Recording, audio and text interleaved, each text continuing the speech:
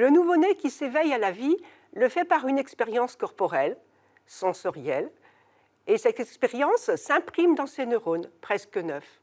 Un parfum, le son de la voix de son père ou de sa mère, le froid et le chaud, la lumière qui éblouit.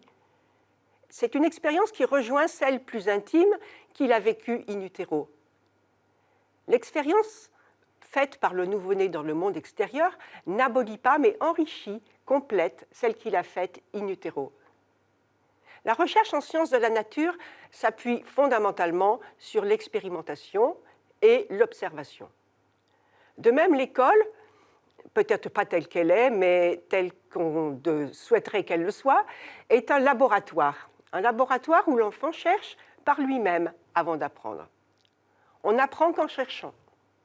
2 plus 2, ça se découvre avec les doigts, les mains. Comment ne pas s'émerveiller devant ces jeunes enfants ou ces ados qui cherchent, découvrent, inventent le monde qui les entoure? Dans cette expérience, quelque chose est déjà là et encore en devenir.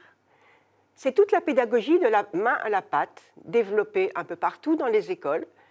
Elle a été lancée par Pierre Lénat, Yves Quéré et Georges Charpak, physiciens renommés. Ce n'est pas avec des notions à apprendre par cœur que l'on donne à entrer dans le mystère des connaissances. C'est avec les pieds, les mains, les oreilles, les yeux. Émerveillement pour moi de voir Ghosal, jeune réfugié kurde de 14 ans, non scolarisé avant son arrivée en France, il y a 2 ans, qui expérimente maladroitement, avec sa main et un compas, le tracé parfait d'un cercle. Et son visage s'illumine. Ou notre petit-fils de 6 ans, découvrir dans l'oculaire du microscope les fines lignes d'une aile de papillon. L'avenir leur appartient déjà, rien n'est figé, et leur corps a déjà expérimenté ce qui sera. On n'apprend pas en engrangeant des notions abstraites, mais ces notions ne s'impriment en nous que dans une expérience, par une recherche qui met en jeu notre corps, nos sens. Par exemple, faire découvrir d'autres cultures en faisant écouter des musiques du monde. Faire expérimenter aux enfants le rythme d'une musique en les laissant danser sur cette musique et chercher les temps forts avec leurs pieds, leurs hanches. En octobre 2010, le photographe Pierre Maraval a lancé une exposition « 1000 chercheurs parlent d'avenir » sous forme de projection de 1000 portraits de chercheurs, chacun exprimant une petite phrase de leur vision de l'avenir. Et cette exposition a eu lieu sur les murs du Panthéon. Le Panthéon, lieu hautement symbolique, Geneviève Antonios de Gaulle, Pierre Mendès France, Pierre et Marie Curie et tant d'autres. Le passé, me direz-vous, oui, mais un passé qui ouvre à l'avenir. Il y a dans la recherche à la fois comme une tension et entre une fascination pour les horizons inexplorés qui nous restent encore à découvrir et un consentement au réel qu'il nous a déjà été donné d'expérimenter.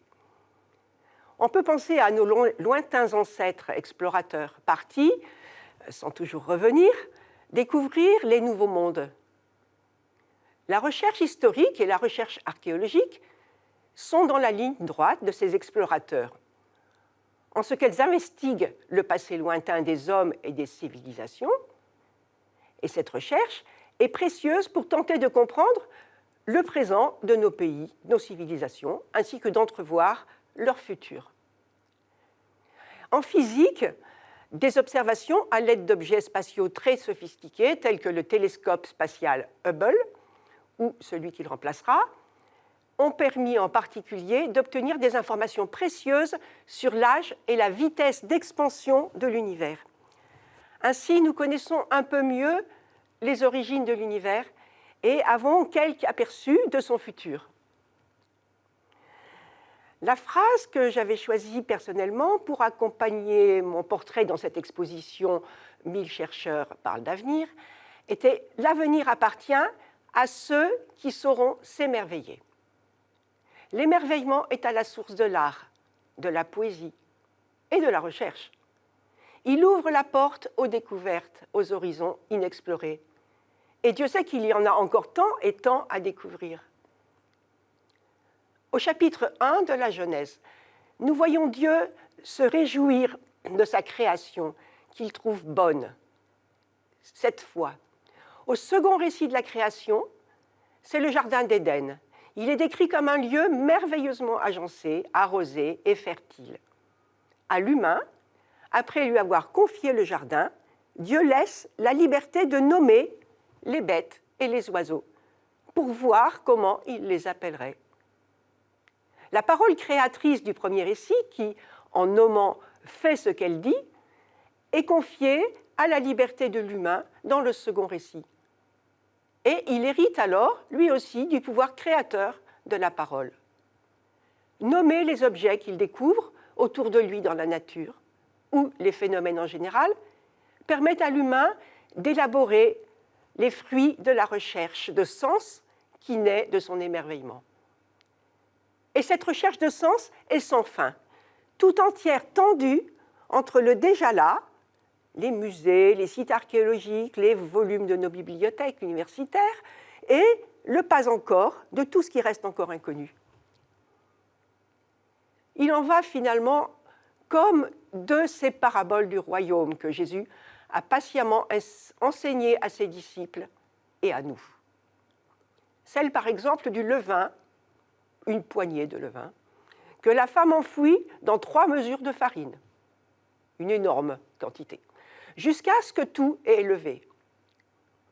Le royaume des cieux est annoncé dans une tension entre un passé, enfoui, un accomplissement avec la venue du Seigneur. Déjà, les champs sont blancs pour la moisson, ça c'est ailleurs, c'est dans Jean, au chapitre 4, et un futur avec le retour du Christ en gloire, la parousie, entre un déjà là et le pas encore. La venue du Christ en gloire dans le monde induit une crise, et cette crise ne se résoudra qu'à la fin des temps.